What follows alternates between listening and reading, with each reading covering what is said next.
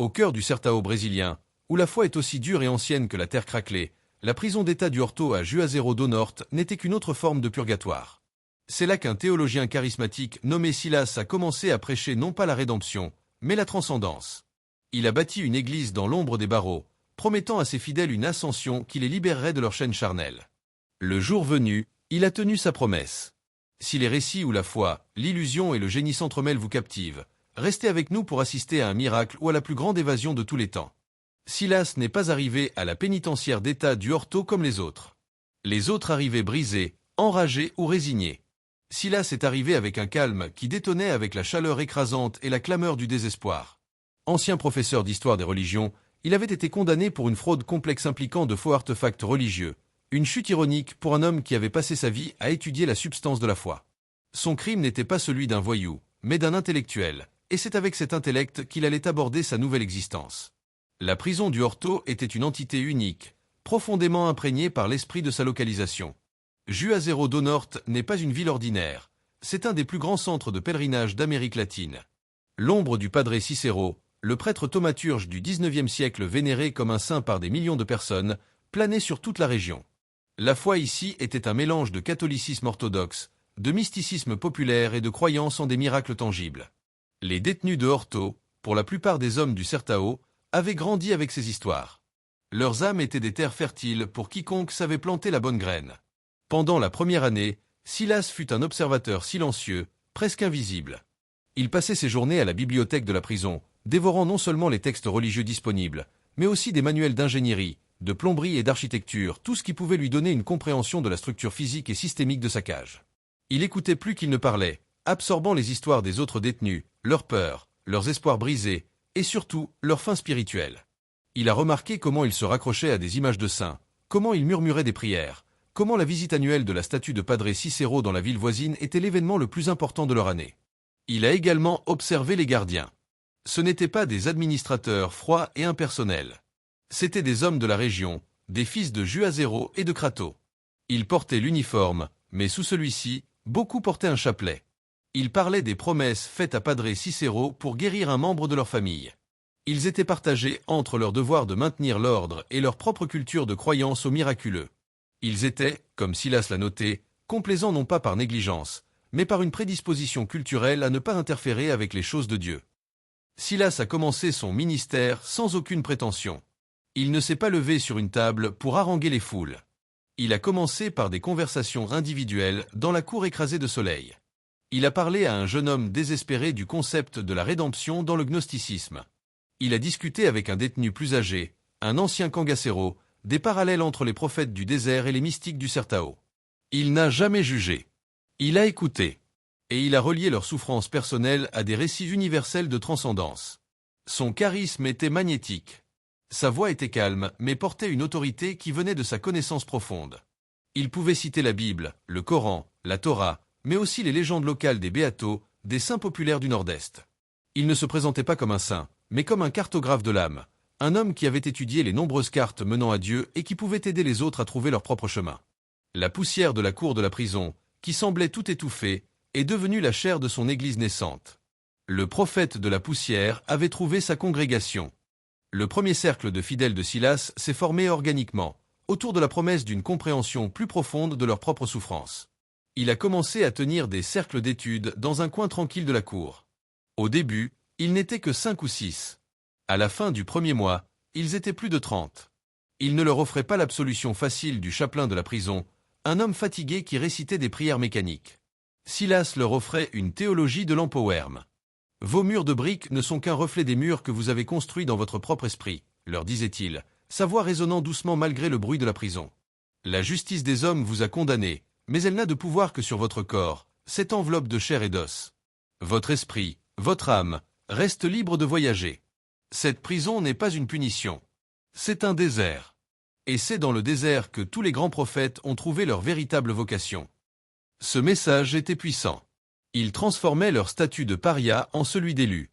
Il donnait un sens à leur incarcération, la transformant en une épreuve spirituelle, un rite de passage. Il a commencé à attirer l'attention, non seulement des détenus, mais aussi du personnel. Le chapelain, le père Marcos, a vu en lui un rival. Il a tenté de débattre avec Silas publiquement, l'accusant d'hérésie. Le débat, qui a eu lieu à la cantine devant une centaine de détenus, a été un désastre pour le chapelain. Silas, avec sa connaissance encyclopédique, a déconstruit les arguments du prêtre avec une logique calme et respectueuse, citant des pères de l'Église et des mystiques que le chapelain connaissait à peine. Il n'a pas cherché à humilier son adversaire. Il a simplement démontré une maîtrise intellectuelle et spirituelle qui a laissé l'audience bouche bée. Après ce jour, le père Marcos l'a évité, et la réputation de Silas comme l'homme qui en savait plus que le prêtre s'est répandue comme une traînée de poudre. Pour cimenter sa position, Silas avait besoin de plus que des mots. Il avait besoin de miracles. Et il les a fournis, non pas par intervention divine, mais par une observation et une intelligence aiguisée. Il a remarqué qu'un vieux détenu, un homme simple nommé Joao, avait perdu son chapelet, son bien le plus précieux. Joao était inconsolable. Silas, qui avait observé un gardien ramasser distraitement l'objet et le mettre dans la poche de sa veste quelques jours plus tôt, a attendu le bon moment. Il a pris Joao à part, a fermé les yeux comme en prière, puis lui a dit « La foi retrouve ce qui est perdu, mon frère. Cherche dans le vestiaire des gardiens, dans la veste bleue portant le numéro 27. Demande avec respect, et il te sera rendu. » Joao, sceptique mais désespéré, a suivi son conseil. Le gardien, surpris, a fouillé sa poche et a retrouvé le chapelet qu'il avait complètement oublié. Pour Joao et les dizaines de témoins, ce n'était rien de moins qu'un miracle. Un autre jour, pendant une période de sécheresse intense, il a annoncé qu'une bénédiction arriverait dans 3 jours sous la forme de pluie. Les détenus et même certains gardiens ont ri. Mais Silas avait passé des semaines à observer les formations nuageuses subtiles à l'horizon, à sentir les changements de pression atmosphérique et à écouter les bulletins météo à la radio de la bibliothèque. Il savait qu'un front froid approchait. 3 jours plus tard, une pluie torrentielle s'est abattue sur Juazero. Le miracle de la pluie a été attribué à Irmão Silas. La graine de la foi, plantée dans la poussière, arrosée de miracles calculés, a commencé à germer, ses racines s'enfonçant profondément dans le cœur et l'esprit des hommes de Horto. Avec une base de fidèles solides et une réputation de faiseur de miracles, Silas a commencé à formaliser ses enseignements. Il a baptisé sa philosophie à Doutrina da Travessia, la doctrine de la traversée. Ce nom était soigneusement choisi, évoquant à la fois le passage d'un état spirituel à un autre et la notion plus littérale de traverser un obstacle physique. C'était une doctrine de dualité, où chaque concept spirituel avait une contrepartie physique implicite. Au cœur de la doctrine se trouvait l'idée que le monde matériel, et par extension la prison, était une illusion, une construction temporaire conçue pour tester l'âme. La véritable réalité était spirituelle, et le but de chaque initié était de se préparer à la travessia, un événement où l'esprit purifié se libérerait de ses entraves charnelles. Silas ne parlait jamais explicitement d'évasion. Il utilisait un langage métaphorique, parlant de briser les murs de l'ignorance, de passer à travers les portes de la perception et d'atteindre un plan d'existence supérieur. Mais pour des hommes dont la seule réalité était des murs et des portes, le sous-entendu était électrisant. Il a créé des rituels. Chaque matin à l'aube, ses fidèles se rassemblaient dans la cour pour une méditation du silence. Ils s'asseyaient en cercle, immobiles et silencieux pendant 30 minutes. Officiellement, c'était un exercice de discipline spirituelle. Officieusement, c'était un entraînement.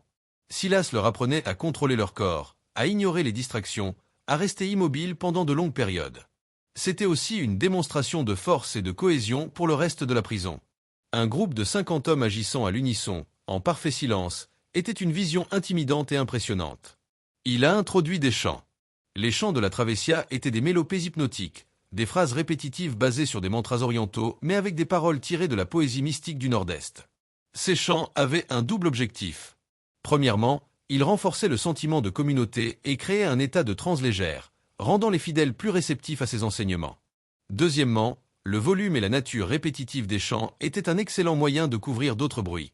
Pendant que 50 hommes chantaient à tue-tête, le son d'un grattement métallique ou d'un léger martèlement devenait totalement inaudible.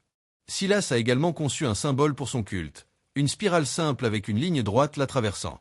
Il expliqua que la spirale représentait le cycle de l'enfermement et de la souffrance, tandis que la ligne droite était le chemin de la travessia, la sortie de ce cycle. Les fidèles ont commencé à dessiner ce symbole sur les murs de leurs cellules, sur leurs bras, le transformant en un signe de reconnaissance et d'allégeance. Pour renforcer sa propre aura, Silas a subtilement intégré des éléments de la figure la plus sacrée de la région, Padre Cicero. Il ne s'est jamais comparé à lui, ce qui aurait été un blasphème. Au lieu de cela, il a laissé entendre qu'il suivait un chemin similaire. Il a adopté une posture et un style vestimentaire simple, rappelant les vieilles photos du prêtre. Il a raconté des rêves et des visions qu'il aurait eus, ou un vieil homme sage du Horto lui aurait donné des conseils. Il laissait ses fidèles faire le lien eux-mêmes. Bientôt, la rumeur a couru que Irmão Silas était touché par le même esprit que le saint de Juazeiro. La doctrine de la Travessia était un chef-d'œuvre de syncrétisme et de manipulation psychologique. Elle offrait une structure, un but, un espoir et une dignité à des hommes qui n'avaient rien. Elle leur donnait une identité. Ils n'étaient plus des meurtriers, des voleurs ou des trafiquants. Ils étaient les voyageurs, les disciples d'Irmão Silas, se préparant pour le jour où ils traverseraient les murs. Et personne, ni les détenus rivaux, ni l'administration de la prison, n'a réalisé que la doctrine n'était pas seulement une religion, mais le scénario détaillé d'une évasion. L'ascension du culte de Silas au sein de la prison du Horto n'aurait pas été possible sans la réaction, ou plutôt l'absence de réaction, de l'administration pénitentiaire. Au début, le directeur de la prison, un homme pragmatique nommé Alencar, considérait Silas et ses fidèles comme une curiosité, une autre lubie de prisonniers pour tuer le temps. Il était plus préoccupé par la violence des gangs, le trafic de drogue et les tentatives d'évasion par la force. Cependant, il a rapidement remarqué un changement notable dans les blocs où l'influence de Silas était la plus forte. Les bagarres ont diminué de façon spectaculaire. Les actes de vandalisme ont cessé. Les fidèles de la Travessia étaient les détenus les plus disciplinés de toute la prison. Ils se levaient tôt pour leur méditation, gardaient leurs cellules impeccables, considérées comme des temples temporaires, et refusaient de participer au trafic et aux intrigues de la prison. D'un point de vue purement managérial, le culte de Silas était une bénédiction. Le directeur Alencar a vu cela comme un outil de contrôle inattendu. Il a convoqué Silas dans son bureau, s'attendant à rencontrer un fou ou un manipulateur grossier. Il a été surpris de trouver un homme calme, articulé et respectueux. Vos activités, cette religion que vous avez créée, a commencé Alencar, cherchant ces mots. Elles semblent avoir un effet pacificateur sur une partie de la population carcérale. La paix de l'esprit mène à la paix des actions, monsieur le directeur, a répondu Silas d'une voix douce. Quand un homme trouve un but plus grand que sa propre misère, il cesse de se battre contre des ombres. Tant que votre but plus grand reste à l'intérieur de ces murs, nous n'aurons pas de problème, a dit Alencar, fixant Silas d'un regard dur. Silas a simplement souri. Les murs ne peuvent contenir l'esprit, seulement le corps. Et nos esprits sont tournés vers des choses bien au-delà de ce lieu. Alencar a interprété cela comme une métaphore spirituelle. Il a donné son accord tacite pour que les activités du culte se poursuivent, à condition qu'elles ne troublent pas l'ordre.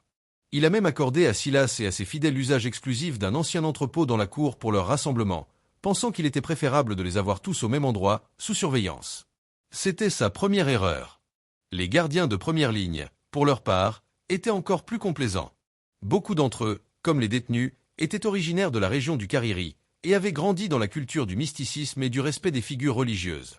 Ils voyaient en Silas non pas un détenu ordinaire, mais un béato, un homme saint, peut-être un peu excentrique, mais authentique dans sa foi. Ils étaient fascinés par ses miracles et impressionnés par la discipline de ses disciples. Le gardien en chef du bloc de Silas, un homme d'âge mûr nommé Valdir, était particulièrement influencé. Sa femme était une fervente dévote de Padre Cicero, et il voyait des parallèles troublants entre les histoires qu'elle lui racontait et ce qu'il voyait à la prison. Il a commencé à traiter Silas avec une déférence non dissimulée. Il s'assurait que ses cercles d'études ne soient pas dérangés, et fermait les yeux sur les symboles de la spirale dessinée sur les murs. Pour lui, perturber l'œuvre d'un homme de Dieu, même un prisonnier, portait malheur. Cette bienveillance a créé des failles béantes dans la sécurité. Les gardiens ont cessé de considérer les fidèles de la Travessia comme une menace.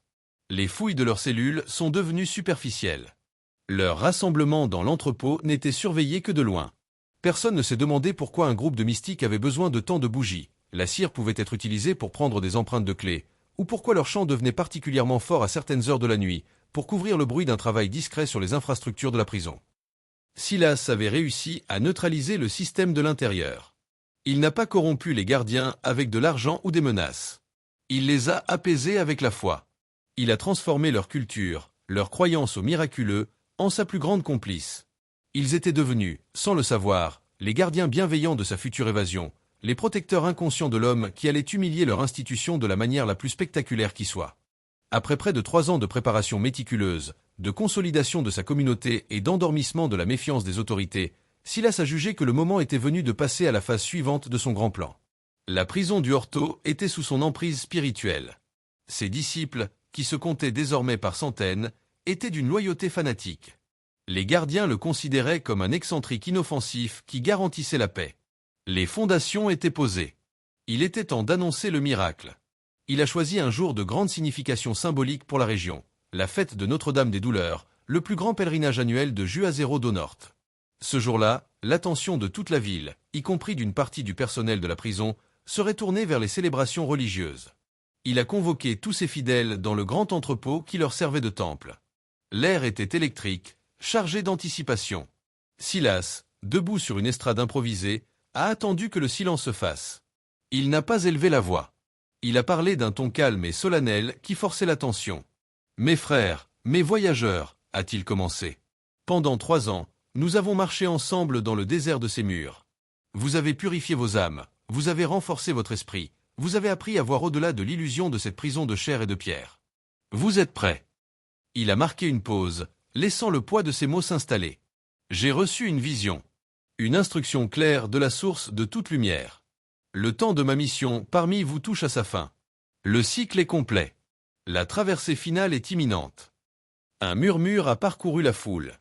Les visages étaient un mélange d'excitation, de crainte et de tristesse. Dans exactement 1 mois, au 12e coup de minuit, le jour de la pleine lune, je ne serai plus parmi vous. Mon corps, cette enveloppe terrestre, ne peut plus contenir l'esprit qui l'habite. Je vais ascensionner. Le mot ascensionner a éclaté comme un coup de tonnerre. C'était la promesse ultime de sa doctrine, le point culminant de toute leur croyance. Mais l'entendre formuler de manière si directe, avec une date et une heure précises, était à la fois exaltant et terrifiant. « Je ne vais pas m'échapper », a-t-il précisé, anticipant les doutes. L'évasion est un acte de peur, une reconnaissance du pouvoir de ces murs. L'ascension est un acte de foi, la négation de leur pouvoir. Je quitterai ma cellule, qui sera fermée et verrouillée de l'extérieur. Je traverserai les murs non pas par la force, mais par l'esprit. Je vous montrerai que ce que je vous ai enseigné est la vérité. Que la matière n'est pas une barrière pour une âme préparée. Il a ensuite donné ses instructions. Le soir de l'ascension, tous ses disciples devaient se rassembler dans leurs blocs respectifs. Ils devaient commencer à chanter à 23 heures et ne s'arrêter qu'au lever du soleil. Leur chant serait l'échelle spirituelle sur laquelle ils monteraient. C'était un coup de génie. Il s'assurait ainsi une distraction sonore massive et maintenait tous ses partisans, et par extension, la majorité des détenus, occupés et localisés pendant toute la nuit. La nouvelle s'est répandue dans toute la prison. Les sceptiques et les gangs rivaux se sont moqués, prédisant une humiliation publique pour Silas et ses moutons. Les disciples, eux, étaient en proie à une ferveur mystique. Ils ont commencé à jeûner, à prier, à se préparer pour le grand événement. L'administration de la prison a été informée. Le directeur Alencar a convoqué Silas. « Qu'est-ce que c'est que cette histoire d'ascension, Silas ? Vous savez que je ne peux pas permettre un tel cirque. » « Ce n'est pas un cirque, monsieur le directeur. C'est un acte de foi, » a répondu Silas avec son calme désarmant. « Il n'y aura aucune violence, aucun désordre. Juste des prières et des chants. Considérez cela comme le point culminant de l'effet pacificateur que vous appréciez tant. Après cette nuit, mes frères seront plus calmes et plus disciplinés que jamais, leur foi validée. » Alencar était perplexe. Le plan semblait absurde. Disparaître d'une cellule fermée à clé ? C'était impossible. Il a soupçonné une sorte de tour de passe-passe, une tentative d'évasion déguisée. Il a ordonné une surveillance accrue de Silas. Sa cellule serait inspectée tous les jours. Le soir de l'ascension, il posterait 2 de ses meilleurs gardiens devant sa porte. Il pensait ainsi contrôler la situation. En réalité, il faisait exactement ce que Silas avait prévu. En concentrant toute son attention sur la porte de la cellule et sur Silas lui-même, Alencar et ses hommes regardaient le magicien, ignorant complètement le mécanisme du tour qui se préparait sous leurs pieds depuis des années. L'annonce de l'ascension était l'ultime acte de misdirection. La scène était prête. Les acteurs étaient en place. Le public attendait le lever du rideau. Le véritable miracle de l'ascension de Silas ne résidait pas dans un quelconque pouvoir surnaturel, mais dans 3 ans de travail patient, silencieux et quasi invisible. Tandis que l'attention de la prison était focalisée sur ses prêches et ses disciples, le véritable travail se déroulait la nuit, dans le silence de la cellule 3B, bloquée. Dès sa première année à Orto, en étudiant les plans de la prison à la bibliothèque, Silas avait repéré une anomalie. La prison avait été construite sur les fondations d'un ancien entrepôt militaire des années 1940. Les plans modernes montraient le système d'égout actuel, mais une note de bas de page mentionnait un ancien conduit d'évacuation des eaux pluviales, jugé obsolète et scellé lors de la construction de la prison. Ce conduit passait directement sous le bloquet. La cellule de Silas, par un coup de chance ou un calcul brillant lors de son affectation initiale, se trouvait juste au-dessus de l'un des points d'accès à ce conduit. L'accès était une simple grille de drainage en fonte, située sous la couchette métallique, boulonnée et scellée dans le sol en béton. Pour n'importe qui d'autre, elle était infranchissable. Pour Silas, c'était une porte. Son premier outil fut une cuillère, volée à la cantine. Pendant des mois, nuit après nuit, pendant que la prison dormait, il a utilisé le bord de la cuillère pour gratter méticuleusement le mortier autour de l'un des 4 boulons de la grille. Le bruit était infime, un léger crissement qu'il masquait en toussant ou en se retournant bruyamment dans son lit. Il a fallu près de 6 mois de travail acharné pour affaiblir suffisamment le mortier autour du premier boulon. Ensuite, il avait besoin d'un levier. Il a remarqué que les lits étaient faits de barres d'acier creuses. Lors d'une réparation de son lit, il a réussi à subtiliser une petite tige métallique intérieure, un renfort de quelques centimètres de long. En la limant contre le sol en béton, il l'a transformée en une clé de fortune. Avec cette clé, il a commencé à travailler sur le boulon. Chaque nuit, un quart de tour, un demi-tour. Le processus était d'une lenteur exaspérante. Il a répété ce processus pour les 4 boulons. Cela lui a pris près de 2 ans. Pendant la journée, il recouvrait son travail avec de la poussière mélangée à de la salive, créant une pâte qui séchait et masquait parfaitement les traces de son labeur. Les inspections, même les plus minutieuses, ne révélaient rien d'anormal. Une fois la grille libérée, il a dû explorer le conduit en dessous. C'était un tunnel étroit, humide et rempli de débris, à peine assez large pour qu'un homme puisse ramper. Il a effectué de courtes explorations nocturnes, toujours en remettant la grille et en masquant son travail avant l'aube. Il a cartographié le tunnel de mémoire, notant chaque bifurcation, chaque obstacle. Il a découvert que le conduit menait bien au-delà des murs de la prison, débouchant dans un vieux collecteur d'eau pluviale qui se jetait dans le petit fleuve Salgadino, à la périphérie de Juazeiro. Mais sortir du tunnel ne suffisait pas. Il avait besoin de disparaître. C'est là que sa manipulation des autres est entrée en jeu. Il avait besoin d'un complice, mais un complice involontaire. Il a identifié sa cible, un jeune homme nommé Thiago, qui travaillait au service de voirie de la ville. Thiago n'était pas un criminel. C'était un jeune homme simple et pieux, dont la mère était gravement malade. Silas a utilisé un de ses disciples, libéré quelques mois plus tôt, pour approcher Thiago. L'ancien détenu n'a pas parlé d'évasion. Il a parlé de foi. Il a raconté à Thiago les miracles d'Irmão Silas. Il lui a dit que Silas était un homme saint qui pouvait intercéder pour la guérison de sa mère. Tout ce que Thiago avait à faire était un acte de foi, une offrande. L'offrande était simple.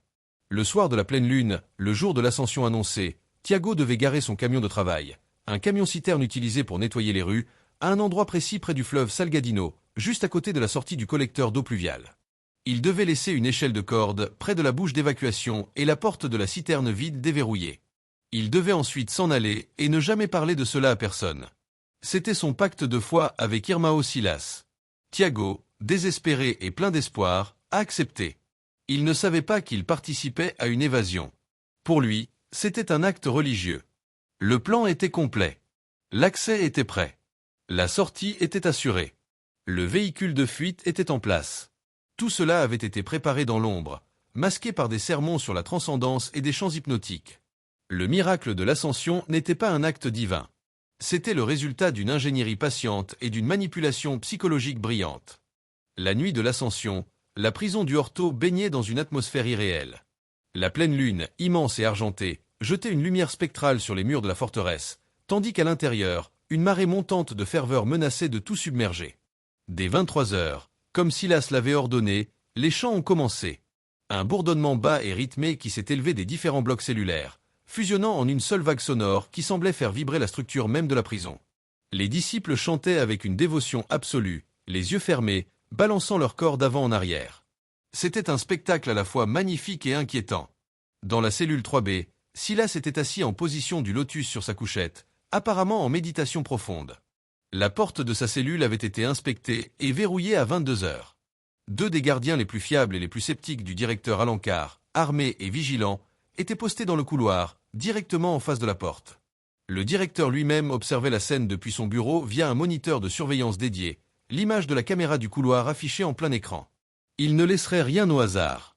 À 23h45, le pic de ferveur fut atteint. Les chants étaient assourdissants.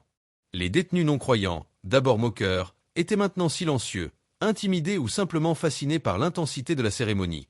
Les gardiens dans les couloirs étaient nerveux, leur sens submergé par le son et l'énergie palpable. C'était la distraction parfaite. Sous sa couverture, à l'abri des regards de la caméra du couloir qui ne filmait que sa porte, Silas bougeait avec une vitesse et une précision silencieuses.